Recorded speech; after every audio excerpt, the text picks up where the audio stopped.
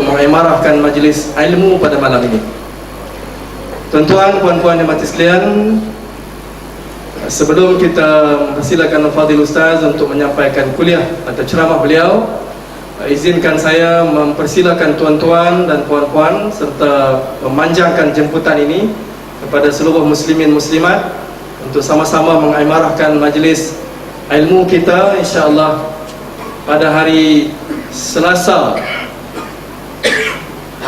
malam Rabu nak masuk ni. Hari Selasa minggu pertama kita akan mulakan satu kuliah yang baru, kuliah bab muamalat. Bab muamalat yang akan diajar oleh Fadil Ustaz Dr. Aqli bin Ahmad, Timbalan Dekan Fakulti ataupun Sekolah Syariah College Universiti Insaniah. Dr. Aqli ini pernah hadir bersama kita dalam majlis Maulidur Rasul baru-baru ni. Sebulan sekali kuliah insya-Allah selepas maghrib. Kitab nanti beliau akan beritahu.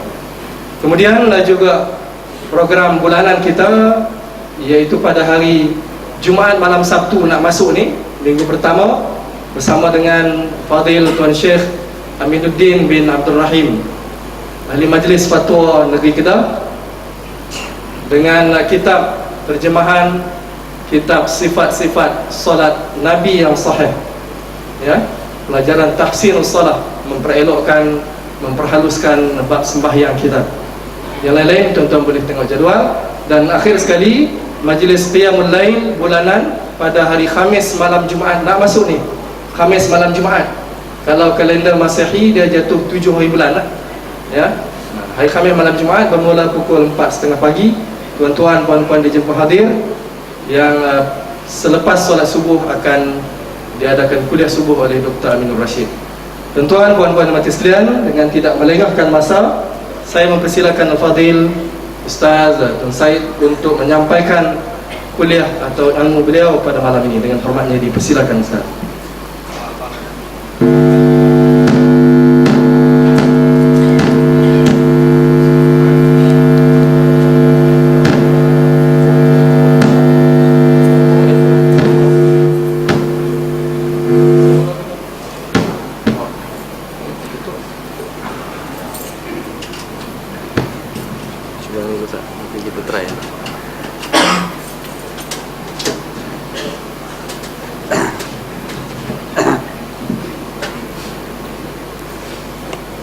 Bismillahirrahmanirrahim. Alhamdulillah.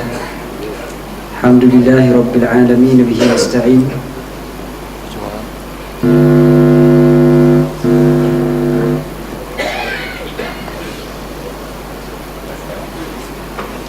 Bismillahirrahmanirrahim. Alhamdulillah, wassalatu wassalamu ala sayyidina wa habibina syafi'ina Rasulillah wa ala alihi wa ashabihi wa mawalah. Subhanaka la ilma lana illa ma 'allamtana innaka antal alimul hakim.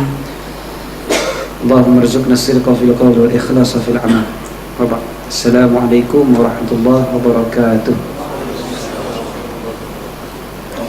kasih pada Tuan Haji Muni selaku pengurusi majlis, seluruh jawatan kuasa masjid, tuan-tuan guru, ibu-ibu dan ayah-ayah, abang kakak, muslimin dan muslimat, tuan-tuan puan-puan yang dirahmati oleh Allah Subhanahu wa taala sekalian. Boleh.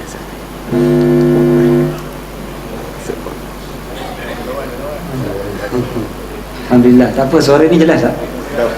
Jelas dah. Muslimat kat belakang jelas? Jelas. Okey. Alhamdulillah, Allah SWT kumpulkan kita pada malam ini. Tak apalah, saya pegang sekejap mikrofon ni, tak apa. Kita tukar lagi. Nak tukar tak? Off dia lah. Tak pernah jadi ya.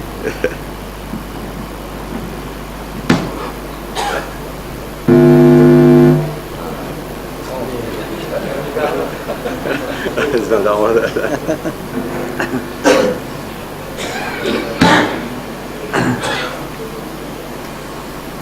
Nak bagi pahala lebih sikit, pahala pegang ni pada pahala juga insyaAllah, mudah-mudahan. Tuan-tuan yang dirahmati oleh Allah SWT sekalian, syukur pada Allah SWT kumpulkan kita pada malam ini. Pada malam ini tuan-tuan, kita dah berada pada, kalau ikut kalender Masihi, kita dah bulan yang baru, Lalu hijrah masuk bulan baru dah? Belum lagi? Berapa bulan ni? Ha? 28? Takkan baru 28 kot? Ha? 29? Ke? 29? Mana? Ada 3 ada? 1 dan 3, 2014 nampak 28 tu tadi. Alam 29 dah. 29 lah betul dah. 29 bulan. Lambat tuan-tuan. Saya rasa orang sini dia kata tak dah ni kan? Tanya bulan berapa je ni? Bulan Rabiul Akhir. Okey, maknanya kita nak masuk bulan Jamadil Awal. Okey. Bererti apa dia tu? Bererti kita tinggal 4 bulan saja lagi kita akan bertemu dengan Ramadan. Jamadil Awal sebulan, Jamadil Akhir lagi sebulan, Rejab sebulan, Syaban sebulan. Jumpa Ramadan. Kan? Jadi komplit 4 bulan ni, maka kita akan bertemulah dengan Ramadan, insya-Allah, kalau Allah panjangkan umur kita. Tuan-tuan rahmati Allah, ada perasan ke tidak kita biasa bertemu dengan Ramadan dalam keadaan kita tak bersedia.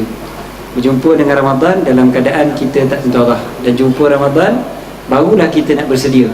Dan ceramah-ceramah pra Ramadan biasanya dibuat seminggu sebelum Ramadan. 2 minggu sebelum Ramadan.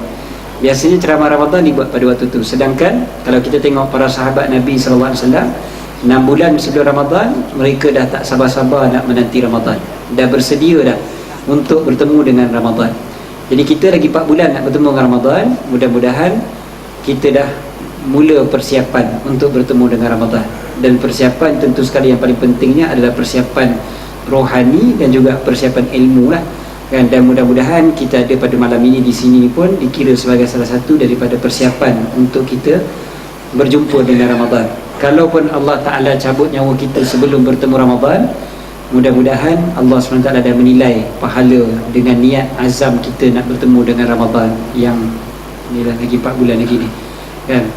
Tuan-tuan yang dirahmati oleh Allah SWT sekalian, seingat saya memang tak ada tajuk kan. Tak ada tajuk kan, ceramah agama saja kan. Okay.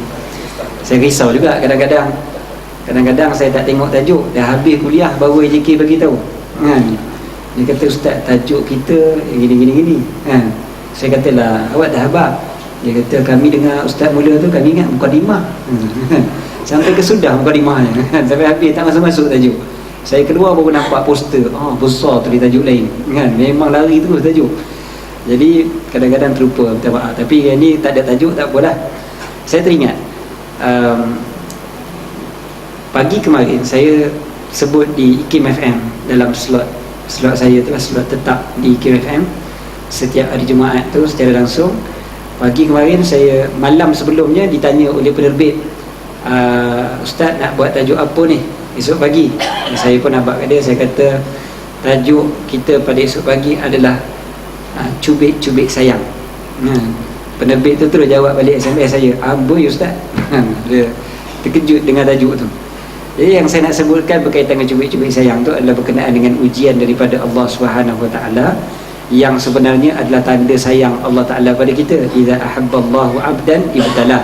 Apabila Allah Taala suka sayang pada seseorang, Allah Taala akan uji dia. Jadi tak apalah, habis di IKIM FM tu saya pun balik sembahyang Jumaat. Lepas tu saya pergi ke pejabat, ada interview sikit dengan satu surat khabar. Jadi habis daripada interview di surat khabar tu, interview kat pejabat. Lepas tu saya pergi ke mesyuarat satu tempat yang lain. Ketika mesyuarat, saya rasa badan saya sejuk, tapi saya ingat sebab aircon dia orang pasang kuat. Jadi tapi nak habis mesyuarat tu, lepas mesyuarat ada seorang sahabat, dia jumpa saya, dia kata, ustaz, awak yang ustaz. Selagi sekali saya mesti nak bercakap bunyi Kedah juga kan. Orang tu orang Terengganu mana dia cakap awak. Dia cakap, ustaz, bapa pina je. Kan, bapa pina je. Mata berpina. Dia kata macam seolah kita ni letih sangat. Saya kata mungkinlah letih daripada subuh dah keluar rumah. Jadi tak apalah, saya pun balik rumah. Saya balik rumah, sampai di rumah saya baru perasan sebab rumah saya tak ada aircon, kipas pun tak pasang lagi. Tahu-tahu dah saya sejuk. Kesejukan. Dia kata demam rupanya aku ni. Demam sungguh lah, menggigil dah sejuk. Dia demam tu saya terus terfikir. Saya kata okey, maknanya kemungkinan besar program saya di Jitra kena cancel. Malam ni lah kan, program ni cancel. Program pagi tadi di Tok Kelin dia ada start pun cancel. Program petang ni di Matin pun cancel, dan besok pagi di Mata Mahmud Al-Ustaz pun cancel. 4 kuliah ni saya cancel semua sekali. Tapi saya fikir dalam hati, saya kata, ya Allah, nak cancel ke? Banyak sangat ni nak cancel semua sekali, 4 kuliah sekali. Kalau satu boleh tahan lagi. Saya kata, ya Allah, nak kena cancel ke? Kenapa aku demam teruk ni tiba-tiba malam ni? Saya cancel kuliah maghrib saya malam tadi. Bila cancel kuliah maghrib, jadi saya boleh tidur awal. Lepas isyak saya tu tidur, bangun pagi pukul dekat-dekat pukul 4 tu, bangkit pukul 4, rasa segar, rasa sedap lah badan. Mandi lagi segar, sihat, Alhamdulillah. Saya pun minum kopi secawan, saya pun ambil kereta, start kereta jalan, bawa kereta datang ke Ustaz. Betul lah pukul 5 pagi sampai kat Ustaz pukul 8.30 pagi tadi. Sampai segar lagi mata, sedap lagi badan. Tak tahu nak buat apa. Pukul 10 baru ceramah pukul 10. Baru saya terfikir satu benda, kenapa yang saya demam malam tadi? Saya tinggal balik, saya kata, Allah Ta'ala sayang pada kita kan. Allah Ta'ala uji. Saya sebut pagi kemarin, Allah Ta'ala sayang, Allah Ta'ala uji kan. Dan ujian kesakitan ni, kalau kita perasan kadang-kadang Allah Ta'ala uji kita kerana sayang. Dan malam tadi, oleh kerana saya demam dah, saya tidur awal. Dalam pukul 9.30, 10 tidur dah. Biasa pukul 1-2 pagi baru nak tidur kan. Tiba-tiba pukul 9.30 boleh tidur dah. Kalau pukul 9.30 tu boleh tidur, kan bangkit tu jadi segar, pukul 4 pagi jadi segar. Rupa-rupanya Allah Ta'ala bagi saya demam sebab saya nak suruh saya tidur awal. Nak suruh saya tidur awal. Saya teringat, kan ibu-ibu kan biasa nak suruh anak tidur tu kan payah kan. Masuk tidur kan, anak tu kata tak ngantuk lagi mak kan. Tidur tak ngantuk lagi, duk bergaduh mak dengan anak, berkelahi itu je tiap-tiap malam kan. Sampailah mak tu kena paksa untuk dia tidur, baru dia tidur. Kenapa si ibu paksa anak tu tidur? Sebab besok pagi nak suruh anak tu bangun awal, nak pergi sekolah pula kan. Jadi disuruh tidur awal. Walaupun tidur awal tu tidak disukai oleh budak tu. Tuan-tuan tak biasa ke anak payah nak tidur ni? Kan tuan-tuan anak semua memang tidur lebih awal lagi daripada tuan-tuan suruh kan, elok je. Waktu tidur adalah pukul 9, 8.50 dia orang dah baring atas katil. Bertuah lah dapat anaknya tu kan. Biasanya memang kena paksa dia tidur kan. Okey. Jadi sekarang ni Allah Ta'ala paksa kita rehat kadang-kadang dengan bagi kita sakit kan. Bagi kita demam, tidur terus kan. Tidur, dan Alhamdulillah pagi ni saya segar sebab dah tidur awal. Cubalah saya tak demam, pukul 2 pagi baru nak tidur. Macam mana agaknya saya nak bangkit pukul 4 pagi untuk drive kereta ke Al-Ustaz? Memang tak larat lah.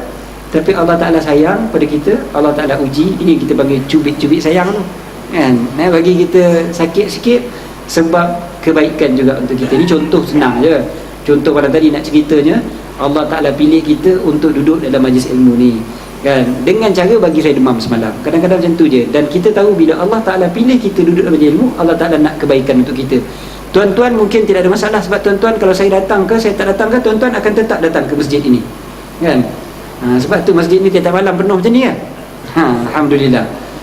Jadi tiap-tiap memang tuan-tuan akan datang. Jadi tuan-tuan tak rugi.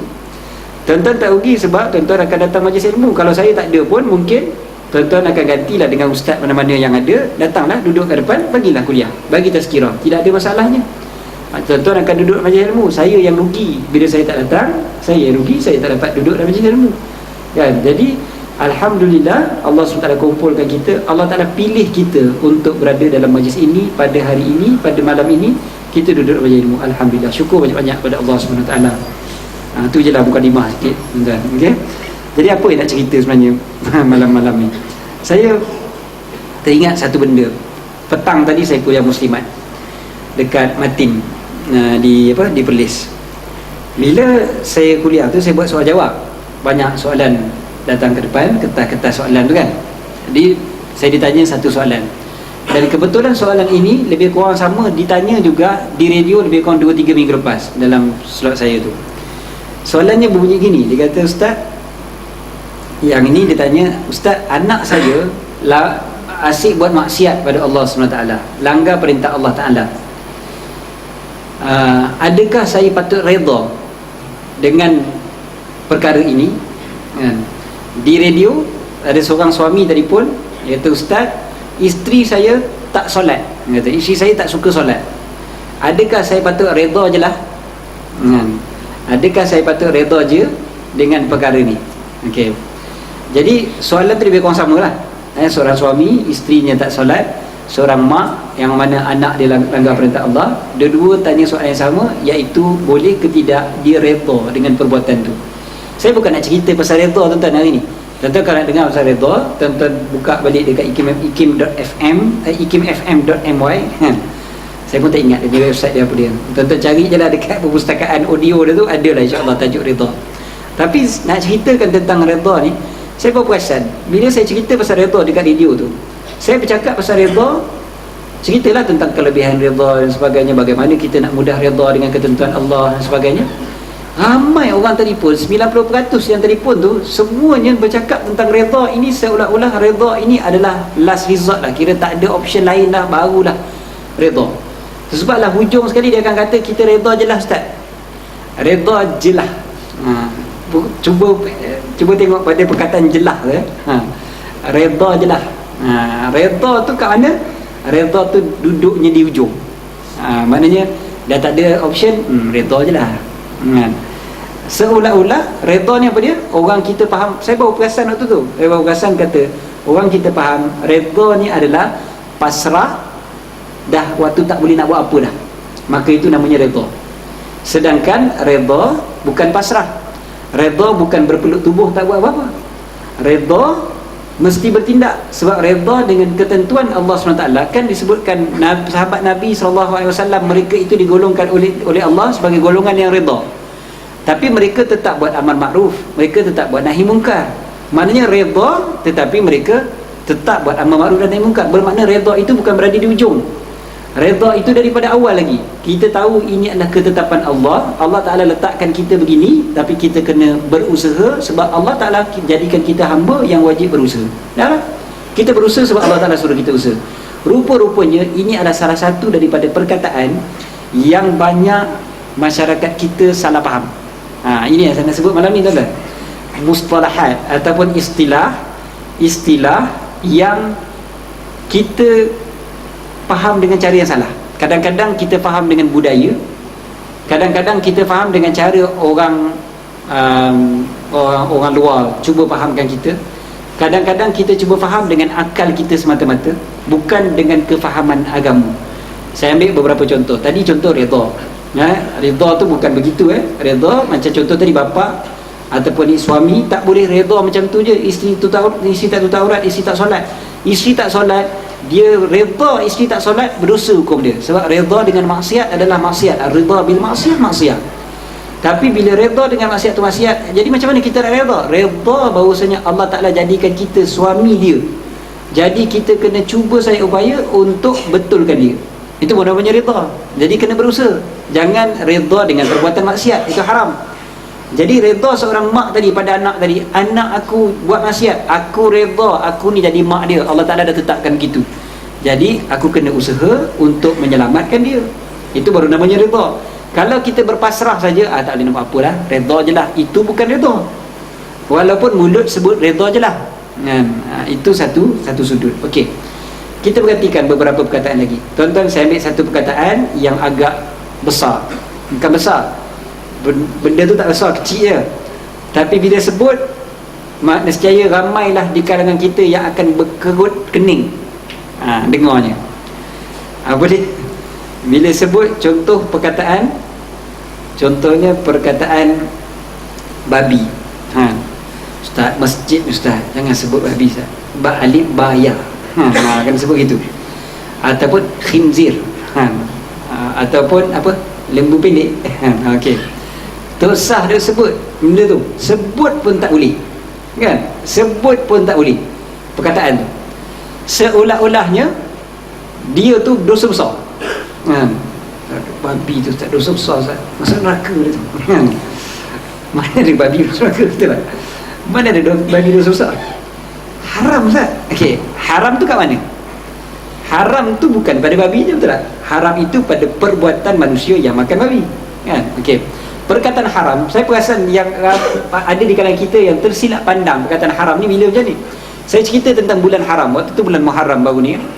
Waktu bulan Muharram, saya ceramah tentang kelebihan bulan Muharram. Saya ceritalah bulan Muharram ni bulan haram, bulan ni bulan mulia, gini kan.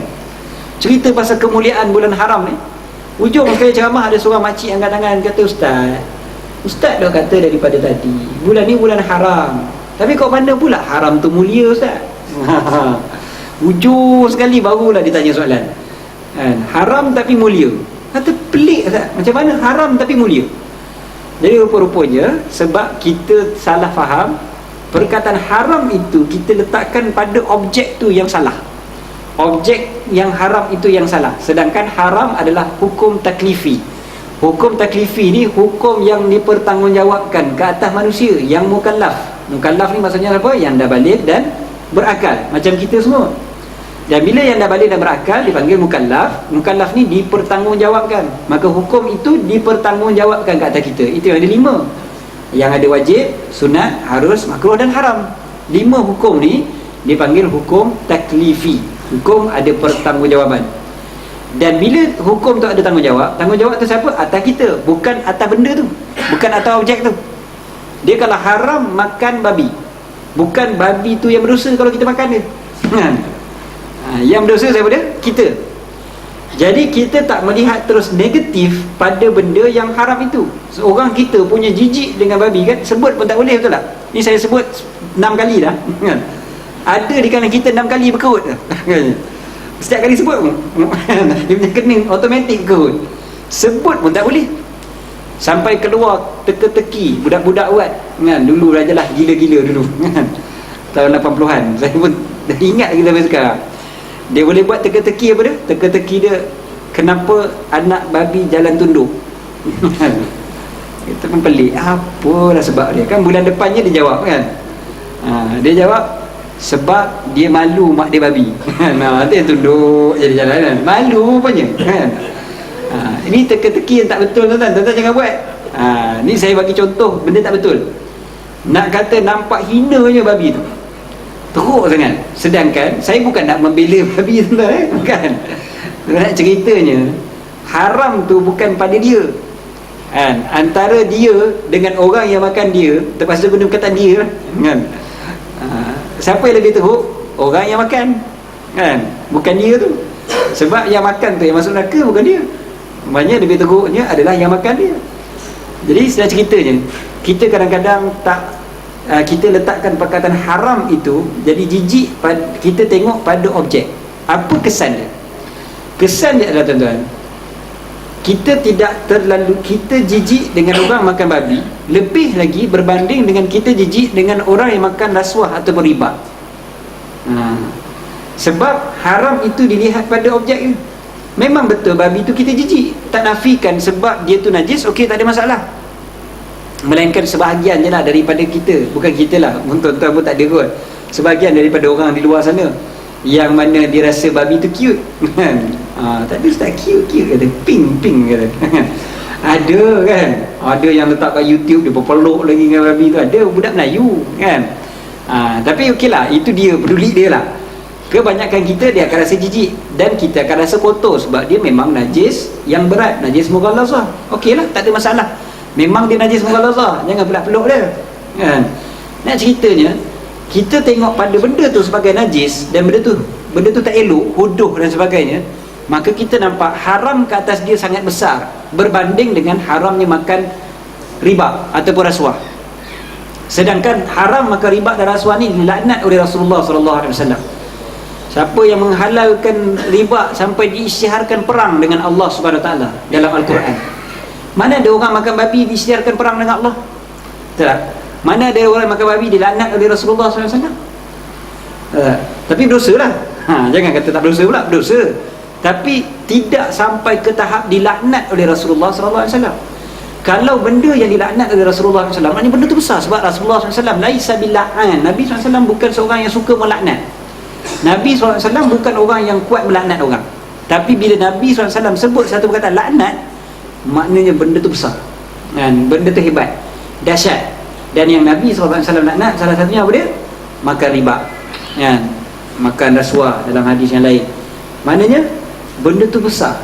Tapi cuba kita bandingkan antara makan babi dengan makan riba. Kita lebih jijik makan babi, sedangkan yang haram lebih teruk yang itu. Sebab cara pandang kita nampak yang haram itu pada benda, pada objek. Rasuah ataupun riba melibatkan contohnya duit. Contohlah duit. Rasuah, riba ni ada macam-macam. Tapi katakanlah duit. Mana ada kita jijik dengan duit? Ada tuan-tuan jijik dengan duit? Beritahu. Untung kita kalau ada kawan-kawan kita jijik dengan duit kan? Allergic saya dengan duit kata. Saya tak boleh pegang duit. Kad pun tak boleh kan? Okey. Jadi kalau macam tu tak apalah, masalah kita tak jijik dengan duit, jijik dengan babi. Tuan-tuan letakkan sebelah-sebelah. Seorang boleh lepas makan babi, seorang boleh lepas makan riba, atau makan rasuah. Siapa yang kita nampak jijik ni? Kita akan nampak jijik orang yang makan babi tepi tadi kan? Mana ada orang buat kedai babi tepi masjid kan? Apa bak kutik apa kan? Mana ada orang berani letak tepi masjid kan? Tak berani. Babi panggang kan, buka tepi masjid. Baru dia nak pacak tiang je, kita buat demo dah kat luar tu kan? Berani dia nak buat. Tapi tuan-tuan, orang buat transaksi rasuah banyak berlaku di masjid. Banyak transaksi rasuah berlaku di masjid. SPRM keluar 2 tahun lepas dekat radio IKIM FM, dia bagi tahu, dia kata banyak kes yang kita dapati berlaku rasuah dekat masjid.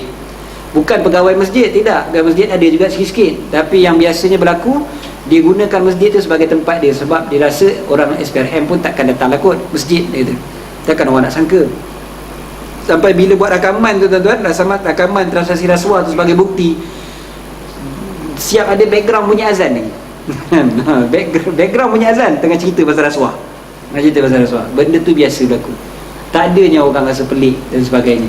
Sebab dia nampak pada haram tu bukan pada objek, haram tu pada objek, bukan pada pengharaman datang daripada Allah Subhanahu Wa Taala.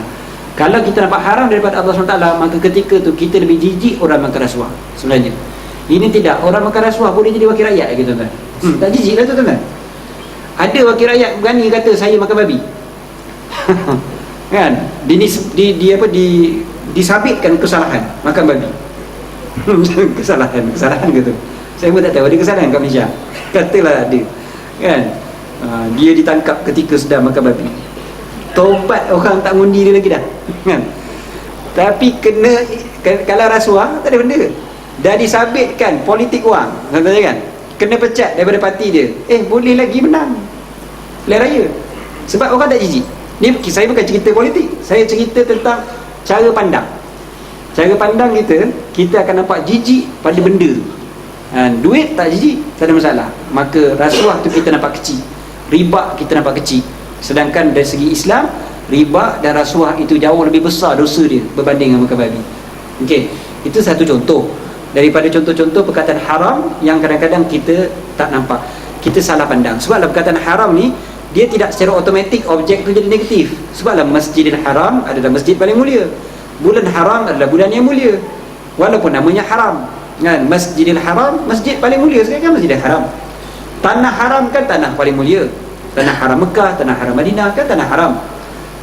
Balah dalam Al-Quran mengatakan ibu kita pun haram. Hurrimat alaikum ummahatukum, diharamkan ke atas kalian ibu-ibu kalian. Maksud kat situ apa? Haram bernikah dengan ibu kalian sendiri. Jadi adakah mak tu jadi negatif? Tidak. Yang negatifnya adalah perbuatan tadi tu, perbuatan yang diharamkan kat atas kita. Okey. Jadi perkataan haram satu contoh daripada beberapa istilah yang kadang-kadang kita salah pandang. Tadi perkataan sebelum haram ni saya sebut kataan apa tadi? Kataan tadi apa, pasrah, redha kan. Okey, ni haram. Ada banyak lagi istilah-istilah yang kadang-kadang kita pandang dari sudut. Contoh adil. Kita sebut adil apa dia? Contoh, ada pencuri, ada seorang tak mencuri, dia dihadapkan ke mahkamah. Pencuri bila dihadapkan ke mahkamah, pencuri itu disabitkan kesalahan, dia masuk penjara. Yang tak mencuri dibebaskan. Maka kita kata mahkamah ni adil. Ataupun lawan dia zalim, yang mencuri tadi tu dilepaskan oleh mahkamah, yang tak mencuri pula mahkamah letak dalam penjara. Kita kata zalim mahkamah ni kan? Itu istilah kita. Tapi dari segi istilah syarak, kalau pencuri tu ditangkap, disabitkan kesalahan, masuk penjara, maka mahkamah tu tetap zalim namanya kan? Bukan adil. Sebab adil adalah meletakkan sesuatu di tempatnya. Pencuri tempatnya adalah potong tangan, bukannya di penjara kan? Jadi bila dia di penjara tak kena potong tangan, maka namanya masih lagi zalim, bukan adil. Walaupun kepala kita kata adil, kita kata adil lah ni, dia masuk penjara, yang tak mencuri tak masuk penjara. Tidak, itu masih lagi belum adil. Okay? Adil dari segi Islam adalah bila kita letakkan sesuatu pada tempatnya, seperti mana yang Allah Ta'ala nak kita letak kat situ. Allah Ta'ala nak kita letakkan tempat tu, barulah namanya adil. Selagi mana kita tak letakkan Allah Ta'ala seperti mana Allah Ta'ala nak, maka tidak adil. Walaupun kita berjuang atas nama adil sekalipun, walaupun kita kata tak, saya ni memperjuangkan keadilan sosial dan keadilan masyarakat, keadilan dari segi pendidikan dan sebagainya, walaupun namanya adil tapi adil duniawi, maka dia masih lagi zalim ikutkan hukum Allah SWT, sebab tak ikut hukum Allah.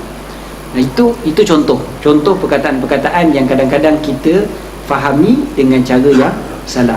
Jadi ini contoh-contoh kita cara berfikir, kita panggil cara berfikir dalam Islam, yang bila kita salah, maka banyak lagi dia punya cabang-cabang, ranting-rantingnya yang menyebabkan kita salah. Okey, dan saya bukan kata tuan-tuan lah, mungkin sebahagian daripada tuan-tuan saja. Dan malam ni memang saya bawa tajuk ni dia agak ilmiah ataupun agak tinggi sedikit. Bukanlah tinggi sangat, tapi dia lebih kepada cara berfikir. Yang mana ceramah macam ni tuan-tuan, saya takkan ceramah dekat orang asli. Tapi saya ceramah kat tuan-tuan sebab tuan-tuan duduk dekat Darul Aman Haid. Bunyi macam Jepun je ujungnya, Haid kan. Okey. Jadi saya pun duduk Haid juga, Symphony Haid. Ada juga Haid kat belakang. Jadi oleh kerana tu yang saya bawa tajuk macam ni tuan-tuan. Kalau tuan-tuan nak saya buat lawak aja malam ni, tak jadi tuan-tuan, sebab tuan-tuan adalah orang yang berilmu, insya-Allah. Okey. Tuan-tuan dirahmati oleh Allah SWT sekalian. Apa lagi contoh-contoh yang lain yang kita boleh sebutkan bahawasanya memang kita kadang-kadang kita salah faham. Tadi macam contoh adil tadi kan, adil tu samalah macam suami isteri kan, biasa kan, anak-anak. Macam mana kita nak adil dengan anak, biasa bagi contoh, ustaz-ustaz kita selalu bagi contoh yang sama kan. Dia kata kalau anak kita lelaki seorang, perempuan seorang, takkan adil tu bagi songkok kat abang, adik pun bagi songkok kan, adik perempuan bagi songkok juga. Tak adil namanya kan, itu zalim. Ataupun isteri ada dua kan, bagi tuan-tuan yang ada isteri dua lah kan, bagi yang tak ada berangan je lah kan. Katalah isteri ada dua, boleh berangan kan? Tak ada masalah. Jangan gelak, senyum. Dia kata, tak apalah ustaz, kami dapat pahala niat, dia kata. Okay. Katalah kan, mana boleh adil tu sama dari sudut contoh isteri seorang saiz triple XL, seorang lagi isteri saiz S, bagi kain sama banyak, betul tak? Dia mestilah ikut saiz dia, sebab barulah namanya adil kan, meletakkan sesuatu pada tempatnya. Tapi tu dari segi duniawi yang kita boleh fikir senang. Tapi bila yang melibatkan ukhrawi, yang melibatkan akhirat, dia adil yang sebenar-benarnya adalah bila Allah SWT letakkan. Sebablah tuan-tuan, pada hari ni ada budak-budak muda kita, bahkan ada yang dulunya muda sekarang dah jadi datuk kepada orang muda. dia dulu muda lah, waktu dia muda dulu dia terpengaruh dengan sosialis. Ataupun budak-budak muda hari ni yang terpengaruh dengan sosialis. Sebab apa? Sebab ikut akal dia, adil yang sebenar-benarnya adalah bila kerajaan ataupun negara bagi ekonomi itu kepada rakyat sama rata, bagi kepada rakyat kan. Dan bila dilihat pula seorang presiden negara komunis yang mana naik kereta api kelas 3, naik kereta api kelas 3 ni kira paling teruk sekali lah. Negara tu pula negara yang miskin, naik kelas 3 pula, tuan-tuan bayang lah. Saya tak tahulah macam mana tempat dia, saya tak pernah pergi. Tapi kat Mesir, kalau kelas bawah ni tuan-tuan, kereta api dia tu kira orang panggil kelas ayam. Sebab apa orang panggil kelas ayam? Sebab kita akan naik sekali dengan ayam. Kereta api naik sekali dengan ayam, tuan-tuan bayang. Bukan kata ayam, kambing pun naik sekali dengan kita. Tuan-tuan jangan pelik kalau tiba-tiba pergi ke Mesir, tuan-tuan nak bajet sangat kan, tak mau keluar duit, naik kereta api tu, duduk-duduk, tengok-tengok belah tepi kambing kan. Jangan terkejut. Kita duduk berdiri tu, sekarang tempat letak beg tu kan, tempat letak beg, kita nak letak beg, tengok-tengok ada orang tengah baring dalam tu. Tempat letak beg pun ada orang baring kan, sebab nak baring kat bawah letih, dia dah naik atas tu, dia panjat, dia baring kat atas tu kan. Sempit tu dia boleh baring tu, kecil je. Ada. Okey, itu kereta api je punya teruk. Cuba tuan-tuan bayangkan, presiden sebuah negara naik kereta api kelas tu, kelas 3 Nak tambah pula lagi, nak tambah menariknya lagi adalah bila wartawan tanya, Tuan Presiden, kenapa Tuan naik kelas 3? Dia jawab apa? Kerana tidak ada kelas 4. Budak-budak muda kita bila dengar, ya Allah, jatuh hatinya lah, baguslah Presiden macam ni, kalaulah Perdana Menteri Malaysia macam ni. Dia mulalah. Lepas tu bila dia bayang macam tu, maka dia pun kata, diorang ni ideologi apa? Sosialis. Oh, bagus dia ni sosialis. Maka dia pun tertarik, dia pun baca buku-buku sosialis, bacalah buku-buku aliran Marxism dan sebagainya. Baca buku-buku macam tu lah kali dia pun tertarik lah. Sebab bila kita baca buku, kita akan mudah terpengaruh dengan idea penulis buku, kan? Walaupun penulis buku tu cakap benda salah, kita tak perasan. Cara dia bawa, dia olah dan sebagainya menyebabkan kita rasa betul. Kita pun baca, oh hebat.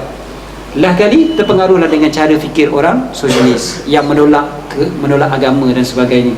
Budak-budak muda kita pada hari ni ada. Dan dulu-dulu tuan-tuan tengok, yang sekarang ni jadi macam tu siapa dia? Contohnya macam Kasim Ahmad tu sendiri. Dulu-dulu dia kan ikut sosialis juga, dulu sekali kan dia ikut sosialis kan. Lepas tu dia wujudkan, dia bersama-sama dengan Syed Hussein Ali wujudkan Parti Rakyat Malaysia, kan? Parti Sosialis Malaysia, sosialis, dia asalnya sosialis. Lepas tu Parti Rakyat Malaysia. Jadi sosialis ni cara fikir dia memang dia banyak menolak unsur-unsur keagamaan. Saya ceritanya, dia banyak sangat menolak unsur-unsur keagamaan. Dan bila dia, kalau dia ambil dari sudut ekonomi tu pun dah salah dah sebenarnya. Tapi bila dia ambil pula dari sudut akidah, maka hancur lebur dia sebenarnya. Yang dari sudut ekonomi dia akan berlaku zalim, tapi bila dia ambil dari sudut akidah, dia akan jadi sesat terus, kan? Sesat terus. Dan inilah yang berlaku kepada orang macam Kasih Ahmad, dan berlaku juga kepada beberapa orang anak muda kita pada hari ini. Sebab terpengaruh dengan pemikirannya tu. Sebab asalnya adalah cara fikir mengutamakan akal berbanding dengan nas, berbanding dengan wahyu. Sedangkan kita nak faham sesuatu, biar kita rujuk berdasarkan pada wahyu, barulah akal. Tuan-tuan perhatikan betapa ruginya kita sistem pendidikan. Contohnya pendidikan kita, ahli-ahli psikologi kita sendiri pun ada beberapa contoh, saya beberapa contoh yang sempat. Contohnya macam tuan-tuan tengok isu di Sweden baru-baru ni, yang mak bapak kena tangkap tu kan, semua tahu cerita tu. Cerita di Sweden ni bukannya benda baru. Sebab Child Protection Act ke Children Protection Act nama dia tu, Akta Perlindungan Kanak-kanak tu kan, dibuat pada tahun 80-an di negeri-negeri barat. Ada yang lambat, ada yang awal sikit, tapi semuanya bermula lebih kurang tahun 80-an. Tahun 80-an, hujung 80-an, tahun 90-an pun ada yang mula gubal undang-undang tu. Asalnya undang-undang tu digubal sebab ada budak-budak kena dera, tak ada perlindungan kepada kanak-kanak, so digubal undang-undang tu. Tapi digubal dengan begitu dahsyat sampai nak pukul budak pun tak boleh, kan? Bagi dia pukul budak tu pun tak boleh. Dan lagi kalau dekat UK tak boleh pukul dekat luar, dekat public. Kalau kita pukul kat public, anak kita sendiri, kita boleh kena tangkap, kan? Tuan-tuan tanya Dr. Amin banyak anak kat sana, mana Dr. Amin? Jadi tak boleh pukul anak dekat public. Kalau pukul kena tangkap. Okey, tak apalah. Sebab apa dia orang berfikiran macam tu? Sebab bagi mereka perlu melindungi kanak-kanak daripada dizalimi. Islam ada tak benda tu? Islam ada perlindungan kanak-kanak. Dah lama dah Islam ajar, 1400 tahun dulu Islam dah ajar. Okey, saya nak bawa satu daripada kajian yang dibuat di US tahun 80-an. Waktu dia orang mula nak gubal undang-undang tu di Eropah, baru nak gubal undang-undang tu, di US buat satu kajian, dia orang kata apa? Kajian tu dia mendapati budak-budak kalau dimarahi, mereka akan hilang keyakinan diri, low self esteem, rendah lah, dia punya keyakinan diri rendah. Jadi dia nak buat macam mana? Dia kata kita kena puji budak-budak, puji je. Sebab bila kita puji, dia kata dia akan meningkatkan keyakinan diri budak-budak ni. Bagus, dia kata. Jangan marah, kena puji je. Marah jangan sekali pun.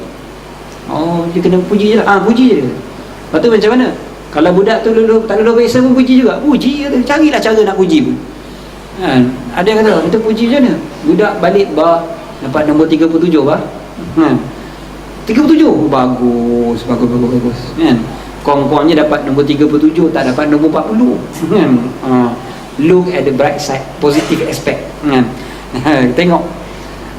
Jadi kata, tengok, bukan nombor 40, 37 okey tu, kan? Anak kata, 3 orang dah pindah sekolah bah. 16 kali juga, 16 lah. 16. Tak apa, bagus. Dapat juga 20%. Kan? Tak dapat kosong, dapat 20 tu kira hebat lah tu. Kan? Dapat juga 20. Pujilah budak-budak ni. Lah kali apa jadi? Lepas 20 tahun tuan-tuan. Waktu tu sebelum daripada 20 tahun. Waktu tu tuan-tuan, ada orang Islam kita kata apa? Bagus teori ni. Teori ni teori yang baik. Ini cara berhikmah untuk mendidik anak-anak. Dan kita kena ambil kerana al-hikmatu dhalatul mu'min. Sedap guna hadis pula. Kan? Hikmah itu barang kehilangan orang beriman. Di mana saja dia dapat, dia perlu ambil, grab. So sekarang ni walaupun daripada barat, grab. Ingat, ambil. Sedangkan teori itu salah. Sebab dalam Islam kita dibenarkan untuk marah pada anak, kita dibenarkan untuk pukul anak. Pukul pun boleh, tapi dengan syarat-syarat yang tertentu lah kan, dengan syarat-syarat yang ketat.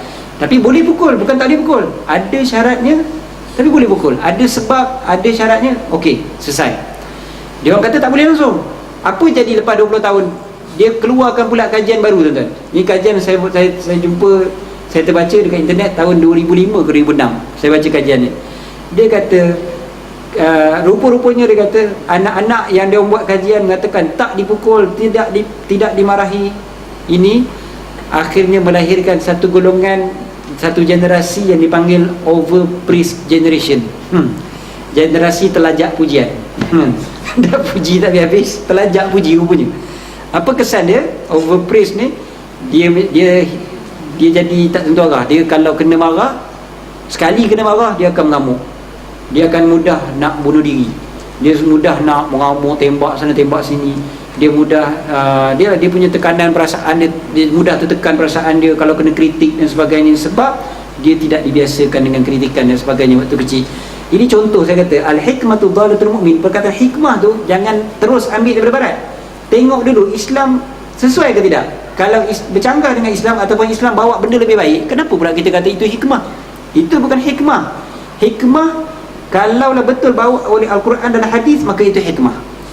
Kalau bercanggah dengan Al-Quran dan hadis, confirm itu bukan hikmah. Contoh mudah lagi tuan-tuan. Yang ini bukan bercanggah, tapi dia tak komplit. Tuan-tuan bayang dulu kan, 20 tahun lepas, tahun 90, awal 90-an, hujung 80-an, awal 90-an, dekat TV pagi-pagi ada satu rancangan namanya Motivasi Pagi. Motivasi Pagi ni dibawa seorang profesor ke apa ke, untuk bagi motivasi pada kita. Tuan-tuan yang nak keluar pergi bekerja, nak pergi sekolah, nak pergi universiti, kadang-kadang dengar dia tengok dia sampai sarapan. Dia pun cakap, saya ingat lagi benda ni tuan-tuan. Profesor tu kata apa? Dia kata, tuan-tuan, kalau tuan-tuan nak berjaya tuan-tuan, ya, tuan-tuan kalau nak berjaya, tuan-tuan sebelum keluar daripada rumah nak pergi pejabat, tuan-tuan tengok dekat cermin, tuan-tuan kata anda hebat. Tengok kat cermin. Kalau tuan-tuan nak jadi orang kaya, sebelum keluar daripada rumah, tuan-tuan tengok kat cermin, anda kaya. Kena cakap macam tu. Baru keluar. Saya tengok waktu tu pagi-pagi tengok TV ni, saya kata biar betul orang tua ni. Kan? Jadi ke? Kan? Cakap kat cermin. Okey, tak apa tuan-tuan. Dia bercakap tu berdasarkan kepada yang dirasakan itu adalah hikmatul dhalatul mu'min. Sekali lagi, hikmah barang kehilangan orang beriman. Sebab kajian barat mendapati you are what you think. Engkau adalah apa yang engkau fikirkan. Engkau adalah apa yang engkau fikirkan. Jadi dia kata kalau kita fikir kita berjaya, kita boleh berjaya. Kalau kita fikir kita kita fikir kita berjaya, atau kita fikir kita kaya, kita boleh jadi kaya. Yang penting fikirkan kita boleh jadi kaya. Okey. Kan you are what you think ni sampai dibuat lagu kat Malaysia. Kan lagu Yakin Boleh, tuan-tuan. Macam mana? Engkau lah apa yang kau fikirkan. Macam tu. You are what you think. Engkau lah apa yang kau fikirkan. Okey. Apa jadi tuan-tuan? Sebenarnya teori itu betul dari satu sudut, iaitu memang kita boleh berubah dengan apa yang kita fikirkan. Betul. Kajian dia orang tu, dia buat kajian sungguh-sungguh tuan-tuan. Tapi penyelesaian dia tu tak betul, iaitu bercakap depan cermin. Itu tak betul. Penyelesaian dia tak betul sebab bercanggah dengan cara Islam menyelesaikan. Islam, Nabi SAW tak pernah ajar kita tengok cermin cakap benda baik pasal kita. Tapi Allah Ta'ala, Nabi SAW ajar pada kita, bila tengok cermin sebut apa? Alhamdulillah, Allahumma kama hassanta khalqi fahassin khuluqi. Ya Allah, seperti mana engkau cantikkan rupa paras aku, rupa bentuk aku ni, maka cantikkanlah akhlak aku. Okey. Jadi apa penyelesaian Islam sebenarnya? Bila nak berfikir dengan cara baik, fikir positif ni. Macam mana cara Islam? Islam ajar kita supaya berdoa, kan? Doa tu kan sebenarnya kita diajar untuk berfikir benda yang baik. Kita doa pada Allah SWT dalam keadaan Allah Ta'ala Maha berkuasa, dan kita bercakap, kita sebut tu pun, kita sebut benda yang kita faham. Sebab doa tuan-tuan biar faham, jangan tak faham bila berdoa. Kita kadang-kadang berdoa tak faham sebenda pun, kan? Itu yang khayal tak mana-mana, dia tak masuk dalam jiwa kita. Cuba doa benda kita faham, kan lain. Doa benda kita faham, tiap-tiap hari lepas tu berdoa, dia betul-betul masuk dalam jiwa kita. Tapi bila doa benda tak faham, maka payah nak masuk dalam jiwa. Dan tersebablah Nabi SAW ajar, bila doa disebutkan di mulut, bukan dalam hati saja. Saya sebut benda ni, ramai orang persoal. Dia kata, apa pula Ustaz? Dalam hati pun Allah dengar. Memanglah, siapa kata Allah tak dengar? Tuan-tuan duduk kat sini ni berdoa entah macam-macam dah kan? Bila Ustaz ni nak habis, ya Allah cepatlah sikit. Mujur Ustaz tak dengar, mujur Allah Ta'ala saja yang maha mendengar, kan? Allah maha mendengar, betul. Tetapi kita diajar bila berdoa disebut di mulut. Imam An-Nawawi sebut dalam kitab Al-Adhkar, hanya dikira doa itu apabila disebut di mulut, ya. Jadi bila disebut di mulut, Nabi SAW pun tunjukkan contoh. Nabi SAW, para sahabat nampak, para sahabat duduk kat belakang, Nabi SAW duduk depan. Para sahabat nampak rahang Nabi SAW bergerak, janggut bergerak. Nampak rahang Nabi SAW bergerak, tandanya apa? Tandanya Nabi SAW sebut. Padahal kalau nak ikutkan hati Nabi SAW paling clear sekali hubungan dengan Allah Ta'ala. Tapi Nabi SAW sebut juga dekat mulut. Kalau nak kira hati tu dah memadai, tentu Nabi SAW pun cukup dalam hati je. Sebab baginda punya hati paling bersih, paling mulia sekali, nak banding dengan kita, kan? Jadi kita diajar untuk sebut dekat mulut dan fahamkan doa kita. Tuan-tuan, cuma ada satu lah doa yang biasanya orang minta kat saya. Ni biasa, memang sungguh, ni cerita betul. Sampai saya pergi ke Bangkok pun minta doa yang lebih kurang sama. Dia minta doa ni biar dalam bahasa Arab, tak mahu dalam bahasa Melayu. Saya kata tak apa, tak payah bahasa Melayu, tak payah bahasa Arab, bahasa Melayu pun Allah Ta'ala faham. Yang dekat Thailand, saya bagi tahu, tak apa, bahasa Siam pun tak apa, Allah Ta'ala faham bahasa Siam. Dekat sini saya sebut bahasa Melayu lah, bahasa Melayu pun Allah faham. Dia kata, Ustaz, memang betul, Allah Ta'ala faham bahasa Melayu. Masalahnya adalah Ustaz, isteri saya pun faham bahasa Melayu. Tentang fahamlah soalan apa, doa apa tu kan? Satu jadi doa je tu, yang tak mau isteri dengar tu. Dan dia nak juga bahasa Arab sebab apa? Dia kata, Ustaz, supaya isteri saya tolong aminkan. Dia kata lebih mustajab doa tu. Boy. Perempuan jangan ni, suami-suami perempuan pandai tu. Jadi kalau perempuan rasa macam tak faham doa, tanya, abang apa makna doa tadi? Kan bunyi macam dia macam zaujah kan? Okey. Tanya. Okey, lepas tu kadang-kadang dia tak doa macam tu. Kadang-kadang dia doa bahasa Melayu, tapi dia pasal tak faham bahasa Arab, tak tahu bahasa Arab, tapi nak bagi isteri aminkan juga, dia doalah. Alhamdulillah rabbil alamin. Lepas tu Allahumma ufir lana dzunubana tu kuat sekali. Allahumma Rabbana atina fid dunya hasanah. Perempuan kalau dengar suami doa macam tu, cepat-cepat, bang kuat sikit, tak dengar. Nak amin ni kan. Tapi kalau perempuan sangka baik je dengan suami, alhamdulillah, lagi bagus. Tolong aminkan saja. Perempuan tolong doakan terus pun tak apa, tak ada masalah kan. Apa doa untuk bagi suami kahwin satu lagi ataupun tak kahwin satu lagi, doanya namanya doa istikharah kan. Kata, ya Allah, kalau benda tu baik, permudahkanlah. Kalau benda tu tak baik, jauhkan jauh-jauh kan. Kan lagi bagus benda tu, sebab kita serahkan pada Allah SWT. Habis cerita. Benda tu baik, adalah Allah Ta'ala mudahkan. Benda tu tak baik, Allah Ta'ala jauhkan. Terus ada pergi bomoh ke apa ke, tak ada pergi bomoh. Sebab kalau benda tu tak baik, memang Allah Ta'ala akan jauhkan. Selesai. Okey, cerita pasal doa tadi tu, Nabi SAW ajar kita berdoa biar faham dan biar dengar. Rupa-rupanya salah satu daripada sebabnya adalah, atau hikmahnya adalah, kita sedang bagi tahu pada diri kita apa yang kita nak sebenarnya. Contoh, dalam doa kita diajar supaya, ya Allah, aku berlindung dengan engkau daripada sifat malas kan. Allahumma inni a'udzubika minal hammi wal hazan, a'udzubika minal ajzi wal kasal, sampai habis kan. Kita berdoa tu secara detail. Ya Allah, aku berlindung dengan engkau daripada keluh kesah. Ya Allah, aku berlindung dengan engkau daripada sedih. Aku berlindung daripada sifat apa? Malas, sifat lemah dan sebagainya. Jadi sebenarnya kita tengah bagi tahu diri kita apa dia? Aku tak mau sifat-sifat tu. Jadi contoh kalau kita ni malas, tuan-tuan, memang kita ni jenis penyegan. Bukan penyegan lagi dah, balok tu. Tahu dah memang kita ni pemalas. Bila kita tahu kita ni pemalas, kita doa, ya Allah, aku tak nak malas, ya Allah, lindungilah aku daripada sifat malas. Kita ni pemarah contohnya, sebahagian daripada kita ada sifat marah. Duduk kat masjid ni elok lah, memang tak nampak marah dia, tapi cuba tengok sekali, orang baru bagi lampu high beam kat belakang dia, amboi maki je, berbakul-bakul.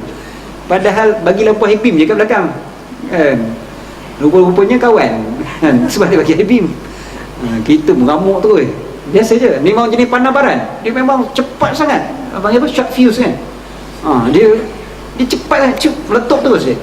Memang nak marah. Dalam masjid tengah semayang, kita nampak dia lah paling soleh sekali, semayang paling khusyuk sekali. Naik je kereta tu, ya Allah, rupa-rupanya pemarah dia nombor satu. Jadi macam mana? Salah satu caranya, malam sebelum tidur tu doa, ya Allah, lindungilah aku daripada sifat panah baran, ya Allah, bagilah aku sifat sabar, ya Allah. Doa macam tu sebenarnya apa dia? Kita sedang bagi tahu pada diri kita apa yang kita nak.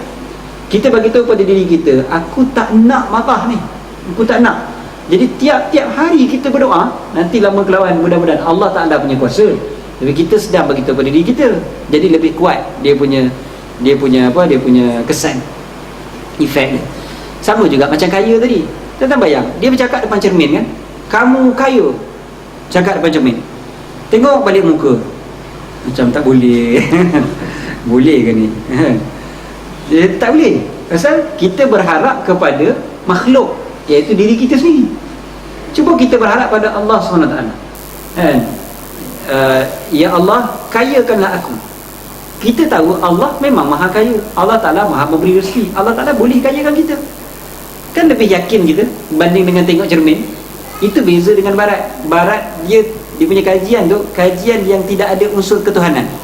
Bila kajian tu tidak ada unsur ketuhanan, tidak ada ilmu wahyu, maka kajian tu separuh masak. Separuh masak. Dia punya penyelesaian itu separuh masak. Penyelesaian berdasarkan kepada akal semata-mata.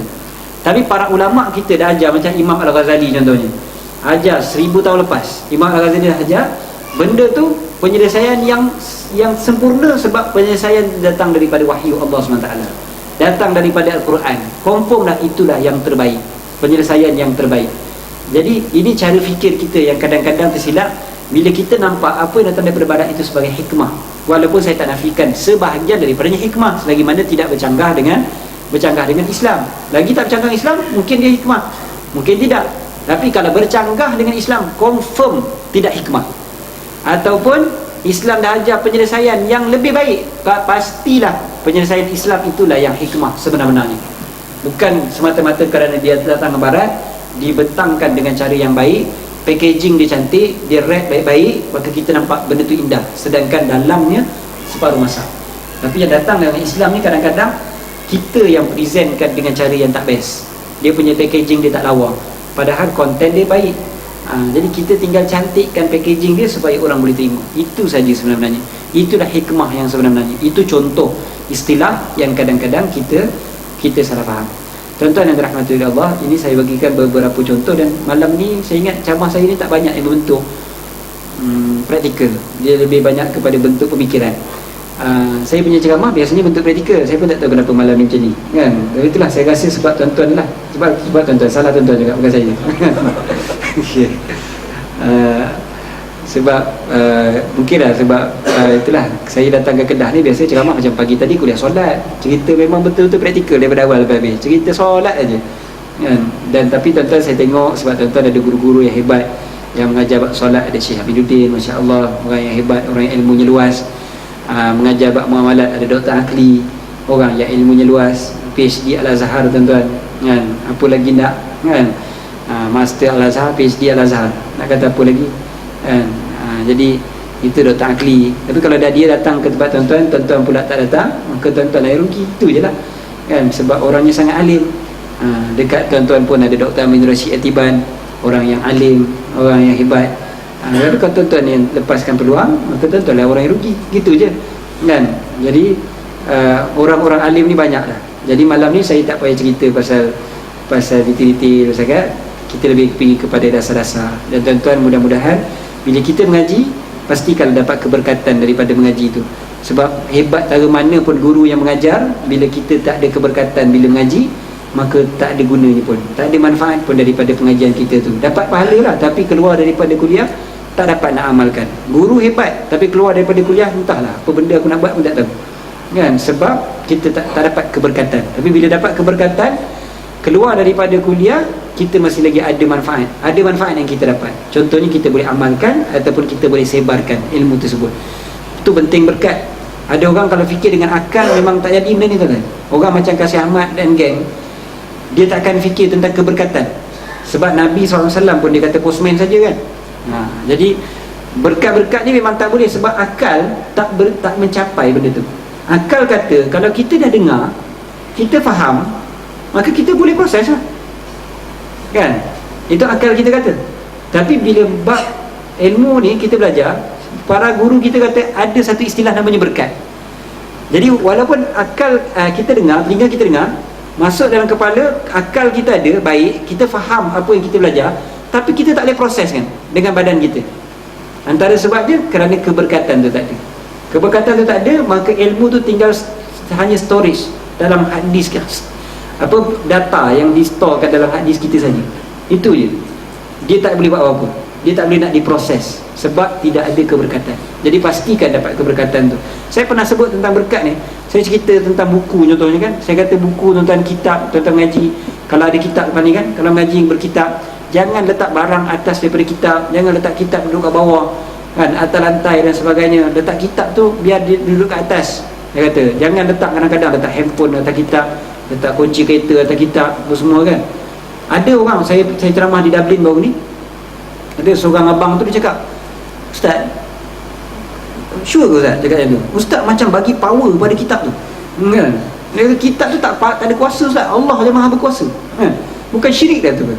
Terus syirik terus kan. Dia kata tak, Allah maha berkuasa, Allah yang berkuasa melupakan kita. Tapi ini jadi sebab kan, ini benda ni jadi sebab hilang keberkatan, maka Allah Ta'ala tak bagi keberkatan pada kita dengan ilmu yang kita belajar. Na'udzubillah. Biar kita belajar dapat keberkatan ilmu kan. Banyaklah benda kan, lepas daripada ni, cuba pastikan kita dapat benda tu.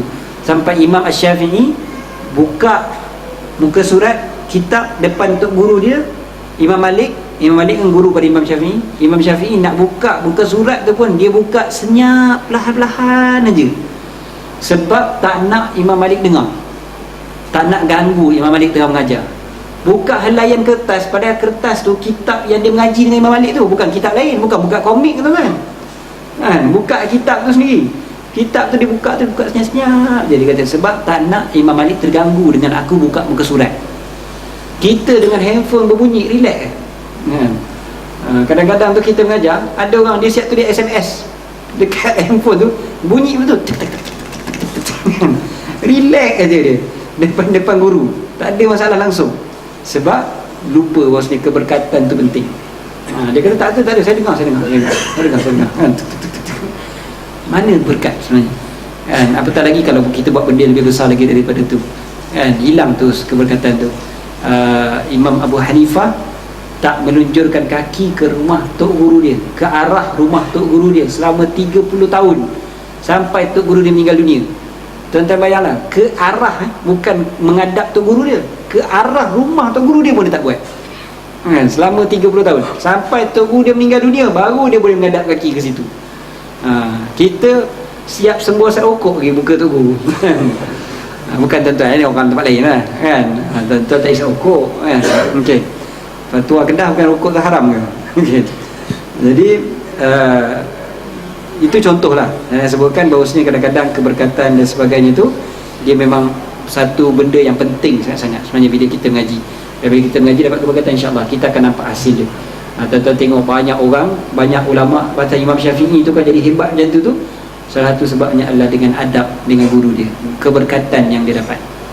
Ni tuan-tuan ada Ustaz Aminuddin, tuan-tuan ada Dr. Akli dan sebagainya, ada Dr. Amin dan ramai lagi mungkin yang lain. Tuan-tuan pastikan bila mengaji tu dapatkan keberkatan daripada pengajian tu, daripada ilmu tu. Bukannya batang tubuh orang tu sebenarnya kan? Kita tak kata batang tubuh, tapi kita kata kerana ilmu yang dibawa, kerana amalan dia, kerana solehnya dan sebagainya, itu yang dapat. Seorang anak murid saya, junior saya juga dekat Mesir, junior juga Ustaz Amin, junior jauh lah berbanding dengan Ustaz Amin. Dia cerita baru ni, saya nak habis dah ceramah malam ni tuan-tuan, tapi tak apalah, ujung-ujung kan. Malam ni pun saya tak ada apa-apa dah, balik tidur kan. Apa namanya ni, gelas ni tuan-tuan. Elok juga tu. Bagus juga. Saya bagi contoh itu kan. Tapi tak apa lah. Jazakumullah khairan. Terima kasih banyak. Dan ceritanya tuan-tuan sebab air tu kan. Dan cerita ni cerita betul. Saya baca dalam Facebook Ustaz ni, Ustaz Juzaidi ni. Dia habis kuliah, dia baca kitab Al-Azkar Imam An-Nawawi. Dia habis kuliah, dia minum air, dia dah minum air separuh, tinggal separuh macam ni kan. Dia minum air tak habis. Dia habis mengajar tu, ada seorang pakcik datang, ambil gelas dia minum, terhabiskan. Dia kata, pakcik, saya minum dah tu pakcik. Pakcik tu kata, memang saya sengaja minum balance Ustaz, ambil berkat. Ustaz ni kata, berkat apa pakcik? Pakcik doakan saya, sudahlah. Ustaz ni muda lagi, muda daripada saya lagi. Memang pernah mengaji dengan saya dulu. Jadi saya kata, Ustaz ni kata, berkat apa pakcik? Pakcik dia kata Ustaz, saya ni Tok Wan saya, dia kata Tok Wan saya dah berpesan kepada saya, kata, habis saja setiap kali kuliah Ustaz mengajar, Ustaz tu baca hadis Nabi SAW, minum daripada bekas air dia kata. Pakcik ni kata, dia kata datuk dia kata lah, ni pakcik ni kata datuk dia kata. Tuan-tuan faham cerita ni? Okey. Jadi pakcik ni minum. Dia kata, Ustaz, semenjak daripada Tok Wan saya bagi tahu, saya akan minum. Dia kata, dan Ustaz, saya waktu tu saya kena sakit kencing manis ataupun buah pinggang, saya pun tak ingat mana satu. Tapi dia ada satu sakit yang berat lah, sakit yang berat. Doktor diagnose memang berat. Sakit dia berat. Buah pinggang dia sakit. Memang nak kena bedah. Doktor kata memang nak kena bedah. Kamu punya pinggang ni dah rosak. Dia teringat pesan datuk dia lagi rajin. Dia pergi cari masjid-masjid. Setiap kali pengajian hadis yang ustaz ada mengajar hadis ke apa yang berkaitan dengan hadis, dia pun datang dan dia minum. Tuan-tuan, lepas dia buat tu, tiap-tiap hari dia buat. Dia cari masjid-masjid dia pusing masjid. Sebelum ni dia buat sekali je. Tapi bila dia kena sakit tu, tiap-tiap hari dia buat. Lepas bulan, dia jumpa semua doktor. Doktor kata penyakit dia hilang. Ni cerita pakcik ni. Dia kata hilang. Doktor sendiri terkejut. Doktor sendiri terkejut, macam mana boleh hilang?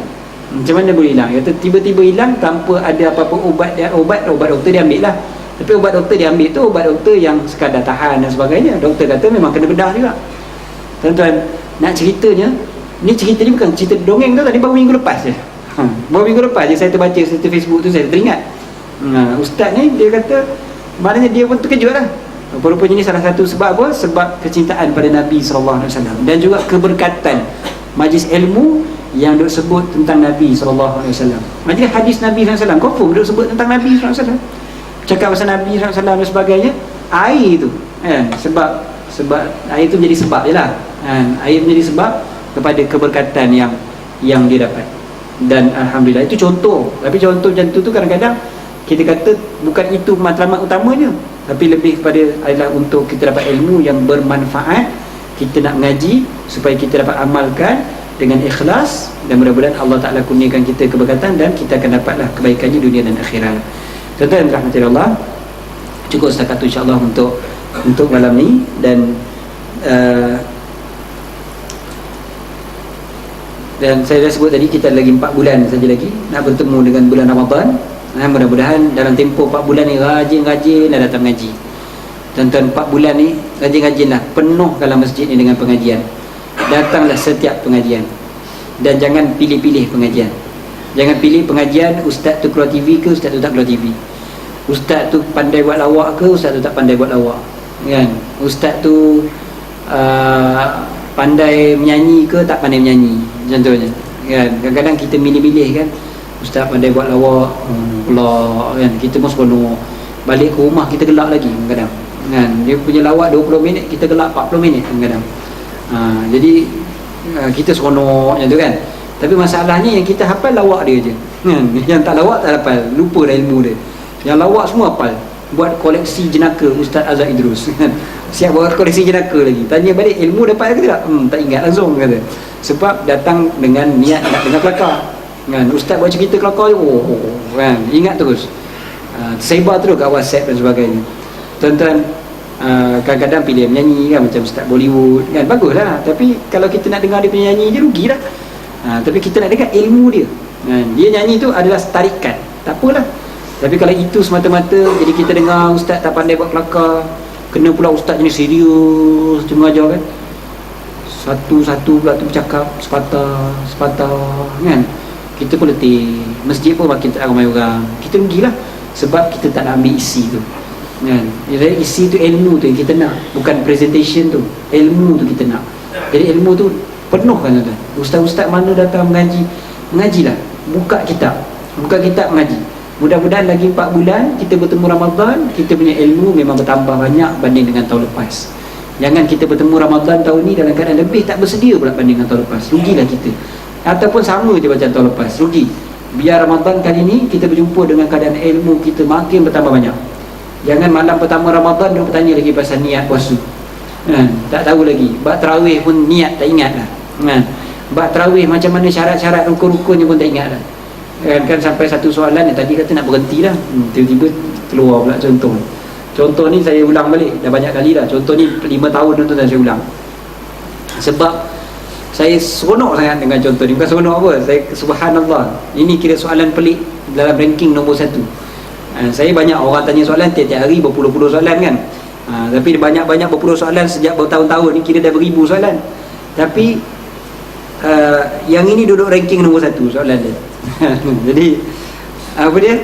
Soalan dia, Ustaz apa hukumnya Tok Imam minum air tengah sembahyang? Soalan tu ditanya bila? Pada malam pertama Ramadan 5 tahun lepas. Saya drive daripada Singapura balik ke KL. Memang saya ingat sungguh kan? Dia tanya tu, waktu tu telefon bunyi dekat Johor. Lepas tarawih dekat Singapura tu saya terus gerak balik. Sampai kat Johor tu dia telefon. Dia telefon, dia kata, Ustaz saya nak tanya soalan, apa hukumnya Tok Imam minum air tengah sembahyang?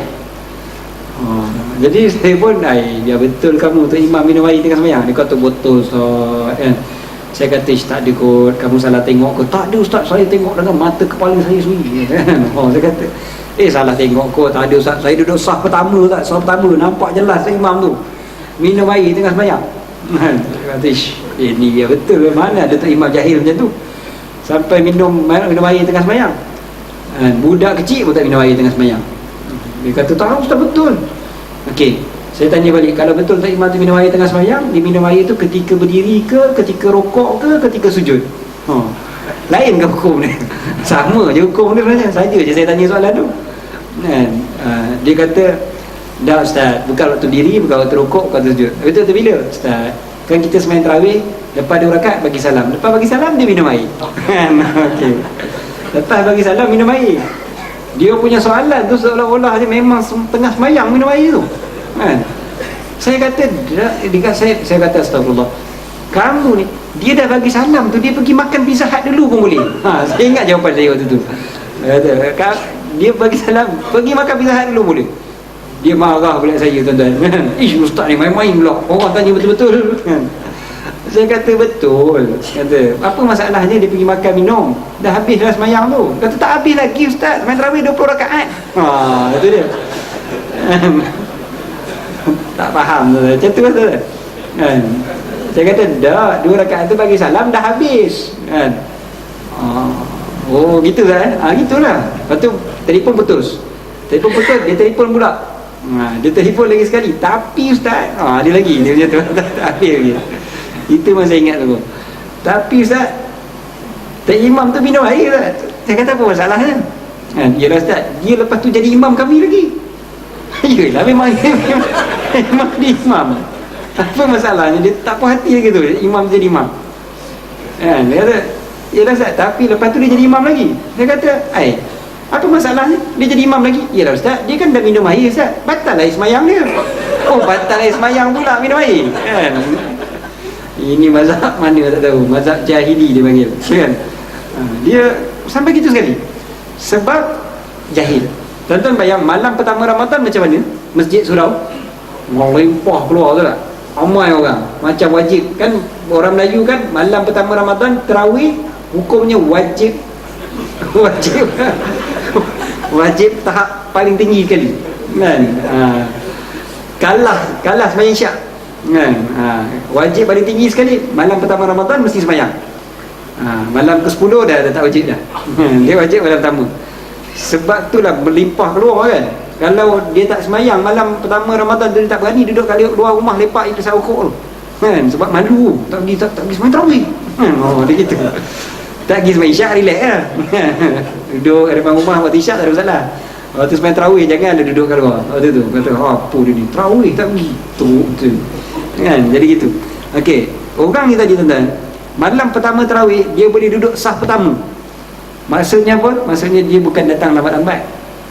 Dia datang awal tu semayang, datang awal duduk saf pertama masjid. Tapi tuan-tuan, bab wudu, bab batal semayang dan sebagainya pun dia tak kerti lagi kan. Paling asas sekali, macam mana nak jumpa Ramadan dalam keadaan macam tu. Dan pastinya bukan masjid tuan-tuan lah. Ni bukan saf yang ni bukan saf yang ni. Sebab saya baru pertama kali datang masjid tuan-tuan kan. Takkan 5 tahun lepas tuan-tuan tahu nombor telefon saya dah kan. Jadi maknanya tu masjid lain lah. Masjid yang saya pergi 5 tahun lepas. Tuan-tuan, ceritanya benda yang berlaku dalam masyarakat kita, kejahilan dan sebagainya ni kan, dia meluas sangat sampai bertemu Ramadan dalam keadaan memang kita tak prepare. Mudah-mudahan kita bersedia betul-betul nak berjumpa dengan Ramadan. Dan habis tu insyaAllah kan saya sambung lagi kan, panjang lagi kan. Dan hujung sekali tadi saya sebutkan, kuliah saya di IKIM FM adalah pada setiap hari Jumaat jam 10 suku pagi hingga 11 pagi. Rancangan bertajuk Tarbiyah. Tapi saya minta di IKIM FM, saya bincang dengan IKIM FM, sebenarnya saya akan tamatkan kuliah tersebut sampai hujung bulan 3 ni saja. Hanya lagi sebulan saja lagi. Lepas tu bagi kat orang lain. Saya cadangkan nama Ustaz Dasuki Abdul Rani. Tapi katanya Ustaz Dasuki sibuk, Allah Alam. Tapi insyaAllah gantinya orang yang lebih hebat daripada saya. Hujung bulan 3 ni saya habis, InsyaAllah. Jadi jangan keluarkan kata apa, rumours pula kata Ustaz kena gam dengan IKIM. Ini bukan kena gam, ini memang orang kata mutual agreement. Memang dah bincang sama-sama, kata tak apalah sampai hujung bulan 3 saja. Sebab kuliah dia bagi tu pagi Jumaat tuan-tuan. Pagi Jumaat ni payah sikit sebenarnya, sebab kita ada banyak jemputan tempat lain pagi Jumaat. Jadi agak susah sikit setiap minggu nak ada live. Itu yang pertama. Program tu tajuknya Tarbiyah. Yang keduanya dekat tepi sana insyaAllah ada satu album ni dah lama dah, 6 bulan dah sebenarnya di pasaran. Album doa kumpulan UNIC dengan saya. Album ni saya tak suka berniaga tuan-tuan dalam kat mana-mana pun. Tapi saya sebutkan benda ni sebab album ni dia menyeronokkan kami. Menyeronokkan bukan dari sudut jualannya, memang alhamdulillah setakat hari ni jualan dia dah jauh mengatasi 2 kali ganda album terakhir Siti Nurhaliza. Kata banyak je tuan-tuan kan. Bukan banyak, 2 kali ganda. Tak boleh tak sebut banyak-banyak sangat kan, kejap lagi SDN kejar pula. Lepas tu yang keduanya bukan seronok sebab duduk carta nombor 1 sejak 6 bulan lepas. Bukan juga seronok sebab masuk final Anugerah Industri Muzik AIM, vokal berkumpulan terbaik. Memang tak ada benda tu bagi kami, sebab walaupun masuk final AIM tu kami tak pergi pun. Jadi kalau ada yang di kalangan kita yang tengok, jangan pula tak nampak Ustaz, sebelah Yuna tak nampak, sebelah tu okey, memang tak nampak lah Ustaz tak pergi. Sebab yang paling seronoknya adalah bila pergi mana-mana pun, antara bila kita nyanyi beberapa lagu dalam ni, ramai yang boleh sambut sekali. Doa-doa yang dilakukan dan terjemahannya juga dilakukan, mudah nak hafal dan boleh untuk diamalkan dengan mudah. Jadi mudah-mudahan bila orang beramal, kami dapat pahala insya-Allah. Itu yang nak sangat tu. Mudah-mudahan kalau kami dah mati nanti pun masih lagi ada orang amalkan doa ni dengan sebab apa, dia hafal dengan sebab lagu album ni, maka mudah-mudahan ada dah sedikit pahala untuk kami insya-Allah. Album antaranya lagu Doa Duha tu lah, yang tiap-tiap pagi dekat IKIM FM. Tak pernah miss lagi kat IKIM FM selama 2 tahun lagu tu. Dan setiap pagi jam 8.20 pagi gitulah. lagu doa duha tu. Dan kalau kita pergi mana-mana pun tuan-tuan, daripada Perlis sampai ke Sabah, saya pergi ke UNIC, pergi ke nyanyi lagu ni, mesti budak-budak boleh sambut. Bila sebut je Allahumma inna duha, mesti budak-budak boleh sambutnya. Duhauka, ramai-ramai. Bila sebut je wal baha, antuk mic tu kan, mic kita tunjuk tu, dia pun bahauka, dia berjerit ramai. Seronok tu kan, sebab budak-budak semua boleh hafal. Tapi masalahnya budak-budak je hafal kan, bapa budak ngangguk je lah kan. Yang tu doa duha tu, doa duha. Okey, padahal kita yang kena hafal doa duha tu kan. Doa istikharah tadi, perempuan nak hafal doa istikharah kan. Hafal doa istikharah kan. Yang lagu doa istikharah tu, Allahumma inni astakhiruka bi'ilmika, sampai habis lah. Saya tak nak nyanyi malam ni. Tuan-tuan nak nyanyi, panggil kumpulan UNIC. Lepas tu setelah sampailah lagu Ya Hanana, juga ada dalam album ni, doa istighfar, doa Sayyidul Istighfar, doa Rabitah, doa Kunut Nazilah dan sebagainya. Semuanya ada dalam tu, insyaAllah. Mudah-mudahan yang pentingnya begitu, untuk niat nak amalkan, niat nak amalkan. Jadi lagu-lagu dalam tu memang untuk dihafal, untuk diamalkan, insyaAllah. Sebab kalau tidak dilakukan, kita pun payah nak hafal. Doa istikharah tu kalau tak dilakukan, banyak yang tak hafal-hafal. Bila dilakukan, insyaAllah hafal. Doa duha, Asmaul Husna pun tuan-tuan, tadi dalam album ni lah, tentang Asmaul Husna tu, kalau tak dilakukan, mungkin sampai sekarang kita tak hafal 99 nama Allah. Tapi sebab dilakukan kan, Nas'aluka ya man huwa Allah, kita pun hafal sebab dilakukan. Jadi doa-doa ni, bila Quran juga kita lakukan. Ada yang tanya, Ustaz, boleh ke doa lagu-lagu kan? Quran kita lakukan, bukan kata doa. Quran tu lagi jauh, lagi mulia kan, paling mulia sekali Quran, kita lakukan. Salah satunya, bila kita lakukan, mudah untuk berbekas dalam hati kita sebenarnya. Ini psikologi manusia memang itu. Okey, jadi itu tuan-tuan boleh dapatkan harganya RM19.90. Tapi saya tak bawa duit sekupang. Okey. Jadi faham lah faham. Okay. Melainkan kalau nak juga duit sekupang tu, tinggalkan nombor akaun. Okay? Kita transfer duit sekupang kalau boleh. Okey. Ada juga orang minta tu duit sekupang tu. Saya nak juga duit sekupang ni. Dia tak faham juga. Tak tahu hati. Senang cerita, harga RM20 lah, habis cerita. Okey, selesai. Dan kalau tuan-tuan tak buat duit, tuan-tuan boleh dapatkan di pasaran. Pastikan yang original. Ataupun download dekat iTunes, insyaAllah ada. Okey, selesai untuk malam ni. Dan mudah-mudahan Allah Ta'ala kurniakan kita ilmu yang manfaat. Dan saya tak buka soalan pada malam ni sebab saya tak tahu tuan-tuan jenis suka tanya soalan ke, tuan-tuan jenis suka dengar orang tanya soalan. Antara dua. Jadi kalau yang pertama tu, Alhamdulillah, tu kita buat next year pula, insyaAllah. Ataupun 2 tahun lagi, insyaAllah. Bila tengok jadual kosong tu, insyaAllah lah. Saya ingat mungkin tahun 2016 kot, insyaAllah. Boleh, insyaAllah. Saya rasa gitulah. Tahun ni punya jadual untuk utara dah penuh sampai hujung tahun, sampai bulan Disember. Jadi tahun depan ataupun 2 tahun lagi, insyaAllah boleh dapat. Datang lagi sekali, kita buka soal jawab je. InsyaAllah kan. Ini kita buat 2 siri. Siri pertama saya ceramah, siri pertama saya jawab soalan, insyaAllah. Kalau Allah Ta'ala panjangkan umur kita masing-masing. Kalau Allah Ta'ala cabut nyawa kita, biarlah cabut nyawa kita dalam keadaan yang terbaik. Dan mudah-mudahan biar Allah Ta'ala cabut nyawa kita dalam keadaan kita memang dah berazam untuk buat segala kebaikan, supaya Allah Ta'ala bagi juga pahala-pahala tersebut pada kita dengan sebab niat kita yang baik tadi tu. Jadi mudah-mudahan biar niat dulu tuan-tuan. Maknanya sebab saya sebut lagi 2 tahun tu kira niat tuan-tuan. Niatnya datang lagi 2 tahun, insyaAllah. Jadi kalau Allah Ta'ala panjangkan umur, Alhamdulillah. Allah Ta'ala matikan pun dapat pahala datang tu, insyaAllah.